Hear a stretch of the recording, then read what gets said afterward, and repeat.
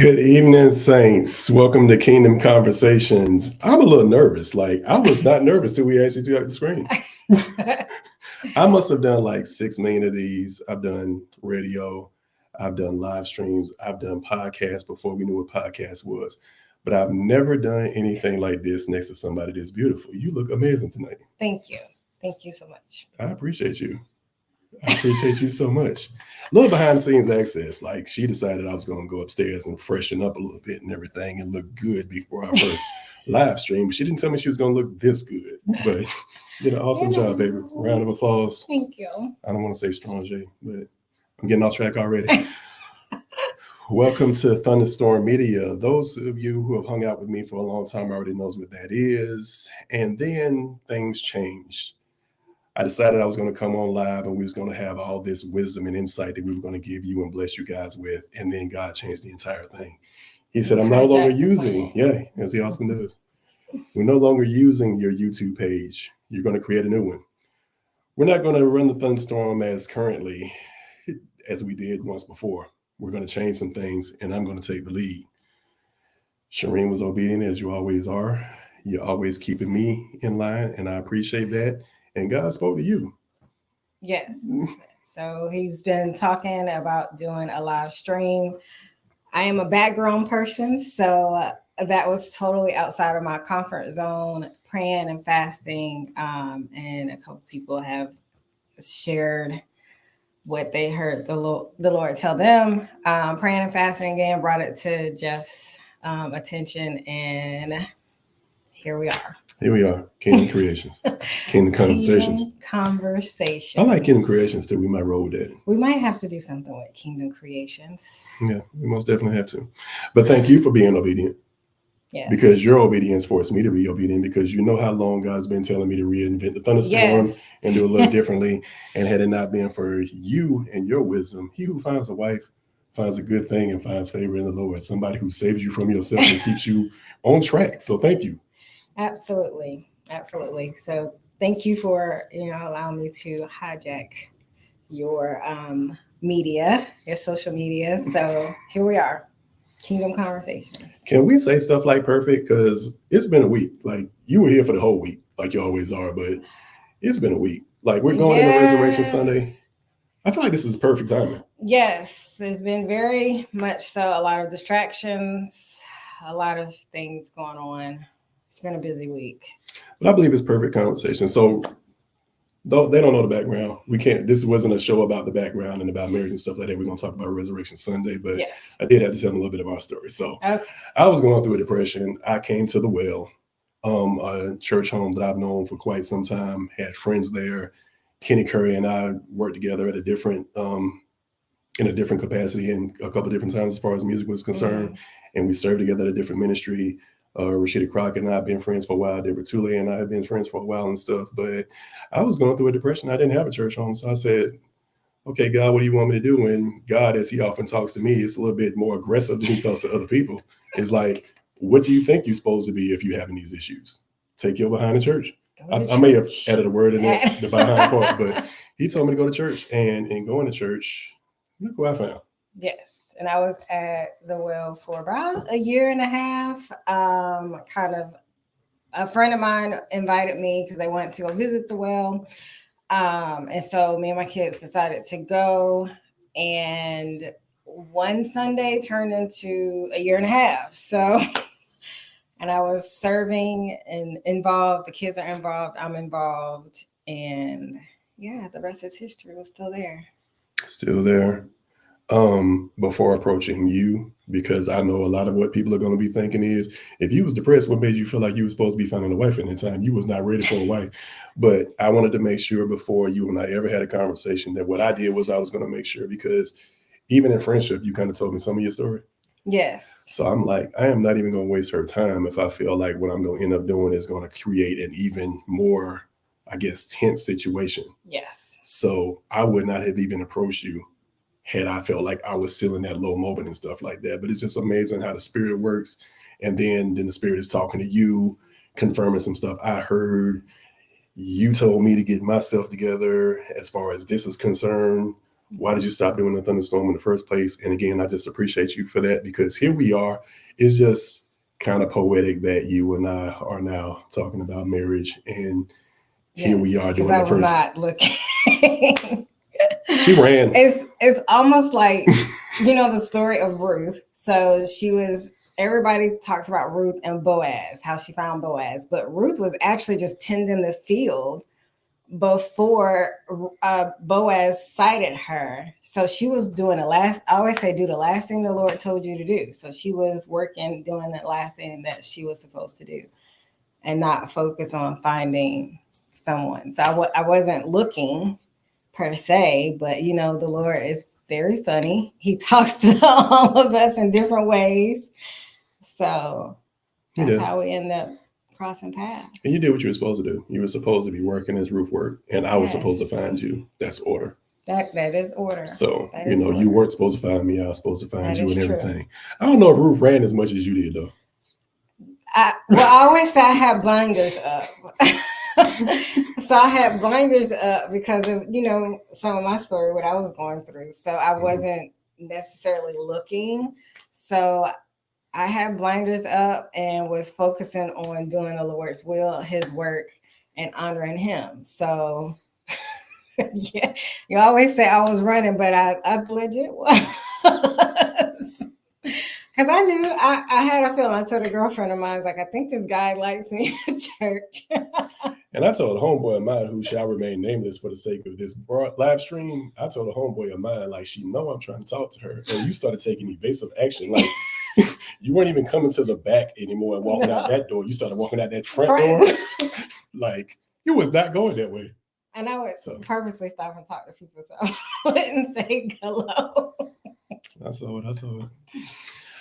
All right, so where do we begin? Because we're 9 minutes in, and I don't even think we came up with this whole elaborate script about what we were going to talk about. God hijacked it and decided we were going to talk about something else. That was like 5 minutes before we went live. The purpose of today is talk about resurrection, and then when we wanted to do the live today, how crazy our week was leading up to the resurrection and what it means. So I don't think that was by accident. So true.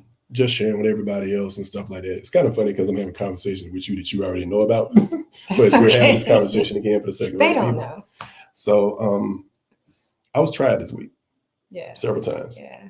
People speaking to me wrong, just relatives who, I guess there's some truth to when people tell you that if you don't care about them, it doesn't matter as much. But when certain people make certain statements towards you and stuff, it irritates you a little bit more, which is taking me then out of the zone, babe, of focusing on what this week truly means. Because I tell people, this is our Super Bowl. It is. This is our holiday. Like, to me, in many ways, like, as much as I love Christmas, did we really just have a holiday? Yes, we did. That was our celebration, because it is a celebration of the resurrection of Jesus Christ. So I don't know how we did it, but we need to do it again. We do.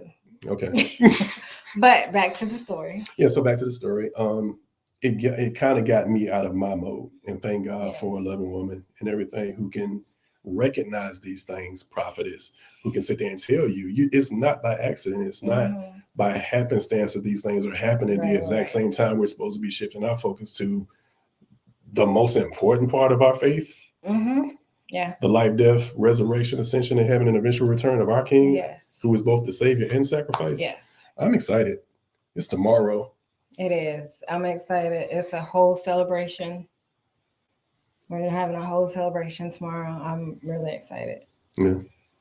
So I'm very much excited. What does it mean because a lot of people call it Easter. How do you feel about the word? The name? Well, okay, honestly, when you think of Easter based off of, what we've grown up in, it's Easter eggs and bunnies and dying. So not the point. It's so not what it means. I'm walking in Target and people got bunny ears on. Yes. Or, different stores, and they have like the little bunny tails and things like that, and headbands with bunny ears, but it's not about baskets and Easter eggs and bunnies, snow bunnies. It's not about that at all. And you know what I thought about it? Kind of, it spoke to me and kind of straightened me up in a point where in my life, the cross was just fashion. Like, it was really cool to put on a t-shirt. I iced mine out and everything. I have no idea what that cross is, but I need to find it. I got like 2 iced out cross chains and stuff. And rather than wear this for the benefit of just what it represents, like the King died. Yes. For you, for your sin, for your mess and everything. Yes. And for me, it became a fashion statement. Right. I got to put as many rocks in that as possible and everything. Now, I know we didn't say celebration this time, but we can roll with it. I have no idea how we're doing this. I don't know either. It's okay. But I was using the cross as a fashion statement. How many diamonds can I put it? I think a lot of people do. That's almost like, when these celebrities win an award and they say, first give honor to God, but you have no relationship. So it does become a fad, if you will. And it takes the relationship out of it and knowing what it truly means and then living that out in your life. So your life reflects it. That's good, babe. And since we're on the subject of blessing and things of that nature, I wish we had the time to talk about it, but those guys who demean our women with certain words that they're using and stuff, and living a lifestyle that is independent of what God has told you to live and things of that nature, God is not going to bless you in your mess to make you feel like this is what you're doing is okay. No mess. That's a word. That's a word. That's a word. Anyway, bars. But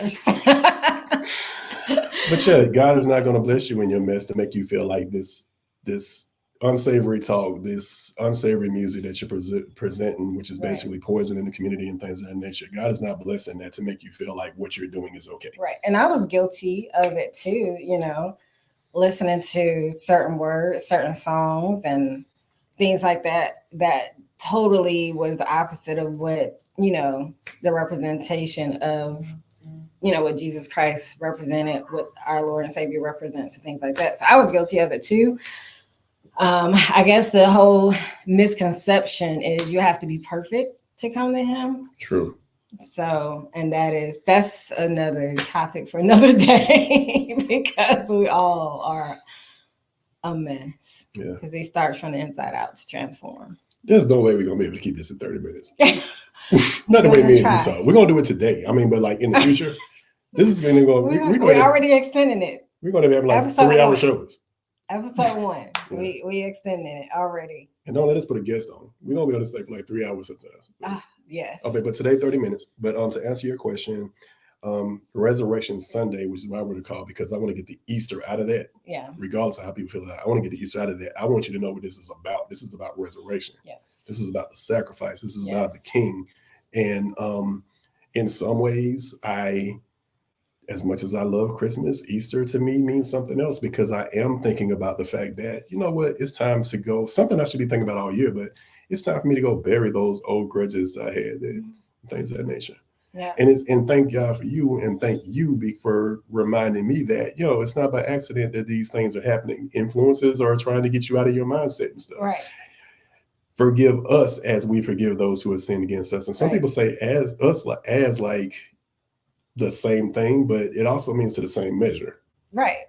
So. Because you got to think about how many times that we sin against God, we fall short of his glory, and how many times he still welcomes us.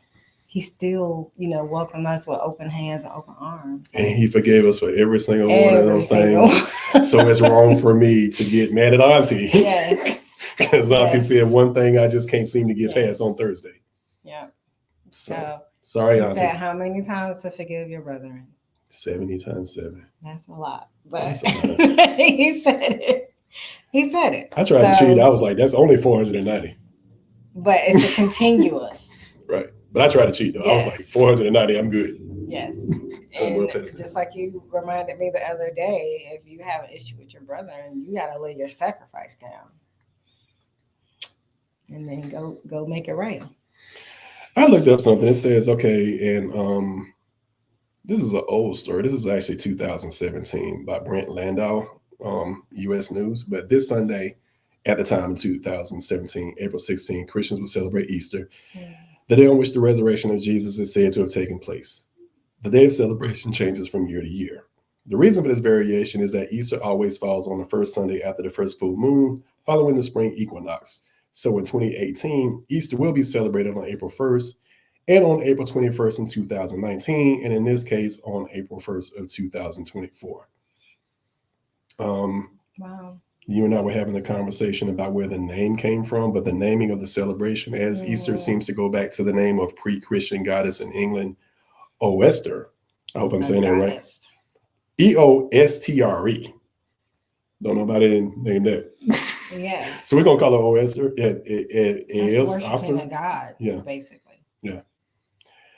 But that was to celebrate the beginning of spring. The only reference to this goddess comes from the writings of the Venerable Bede, a British monk who lived in the late 7th and early 8th century. See, that alone makes me want to start calling these. Right. Because how many people do that? Okay. So that put me in the mind of like yoga. Yeah. So you don't know what you're worshiping, but you're calling out Happy Easter, Happy Easter. You're saying Happy Easter to this goddess. Yeah. You know what I mean? Now you opened the door with the yoga thing, so you got to break that down for them. Well, yoga, you're those poses that you're doing with yoga, it's bowing down to a god of Buddha. Those are worshiping positions. So you don't know, that's an open door for all kind of things to come in. Seems to be how it works. Wow. And we don't know that until you start studying it and you're realizing like, wow, I'm literally like worshiping this god, in this case, the goddess of Estero, or however you say his name. Whatever it is. Eastero. Wow. Now that's something I didn't know. Learn something new every day. Look at there. I think I heard something about it being named after somebody. I didn't get into great detail with it and stuff like that, but I checked out on the whole thing with Easter rabbits, Easter bunnies, Easter egg hunts, Easter baskets. Yes. So all of those traditions that we try to keep going on because we've grown up with those traditions, but then when you learn that has nothing to do with it, you're like, okay, why are we doing this again? So I stopped it, with my kids probably 2 years ago now, probably more than 2 years ago. But yeah, I stopped with the Easter bunnies and baskets and all that stuff. It wasn't as early as Satan Claus for me, but I think yes, the whole Santa Claus thing. It's the same thing, with the Christmas tree. I kind of just like Christmas tree, but I mean, it has nothing to do with Jesus' birthday either. So, right. To your point. Right. I mean, we had been talking about that a lot and everything. And uncle of mine, who isn't even saved, he just got in my head and it's stuck forever. He was just like, okay, the entire point of the enemy is to take your focus off of what your focus is supposed to be on. Right. So, case in point, your week. Right. Case in point, my week. Mm-hmm. Satan Claus on Christmas. You rearrange the letters in Santa, you got Satan. Right. And that's just like, I mean, we throw them all out there like Halloween. Yeah. Throw them all out there. Valentine's Day. So that's what it's not. What it is yes. This is our great holiday. This is a celebration of a sacrifice. Ultimate sacrifice. I don't want to bash like the Passion of the Christ and everything, but there are moments in the Passion of Christ where the first time I watched it, maybe the first few times I watched it, I'm watching it and all it is guilt. It's just like, gosh, because you're just watching this graphic beating of the king. And I'm just like, gosh, I did that to him when I did blank. Right. And I'm still doing that to him when I did blank and stuff. And though I love Mel Gibson, though I love everything that he tries to represent, I think he kind of missed the mark with the Passion of Christ, because what we end up doing is we get people sin conscious as opposed to Christ conscious. And what we're supposed to be focused on is the gift, not necessarily your actions and all these other things, because that's become selfishness in the mix about you. Yeah. See, when I saw the Passion of Christ, I looked at it a slightly different. I think I was more torn up at the fact that, wow, he did that for me. Like, he bared all of that for me. And who am I to continue to do what I'm doing, watching what he did and took on for me. And so that had me very emotional. Like even fast forward to something more recent, like The Chosen. I mean, it was the same. Like I think me and my kids sat there and we all cried because it was like, wow, like he he loved me so much that he would bear my sins and my future sins and my sins type of thing. So that in itself, like you said, it did make me want to live right, more, holiness. That's a good way to look at it. Versus worldly. Yeah, that's a good way to look at it. So I'm excited. Like it's okay. I guess a representation and stuff like that. Like if we could just teleport ourselves back to Calvary and all these other things, like would you have been able to take it? Mm-mm. Gosh. Mm-mm. Yeah.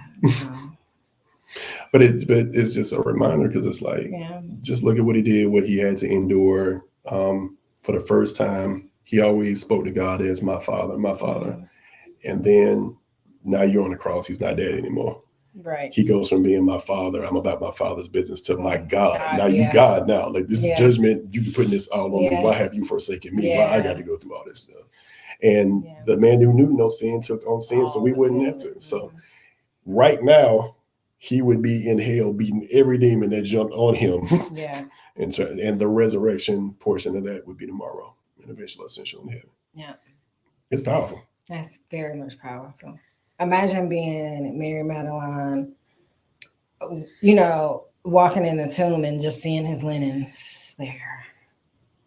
Imagine being that person, finding out that what he's been saying, here it is, coming to pass. I got a gripe. Can I have a gripe real quick? Okay, what's your gripe? Can we stop calling the brother Doubting Thomas? Well, it's like rumors. Like we've been calling this brother Doubting Thomas for thousands of years. Thomas wasn't no doubter. No, I mean I think Thomas was more so like inquisitive. Yes. Thomas needed to be shown. Optimism. It's like, let me see it. We can literally state that the fisherman was the doubter. He's the one that denied God three times. He's the one that took his eyes off on the stuff. Thomas just wanted to be shown. Thomas is just intelligent and asking intelligent questions. Like, y'all just saw Jesus? No, we just saw him put in the tube. Y'all was right there. When he was like, let me see it. So yeah. So how many of us have said that? Okay, no, Lord, I need to see it. Yeah, I mean, he said, I have to leave you so the comforter will return and stuff like that. All Thomas is saying is, hey man, okay, y'all say y'all just see it. I ain't saying it. Like I believe it when I can put my hands in his hands. When I put my hands in his side, I believe it and stuff like that. But y'all stop calling Thomas a doubter. Thomas is not a doubter. He was inquisitive. And he's like a lot of church folk are spreading rumors about people.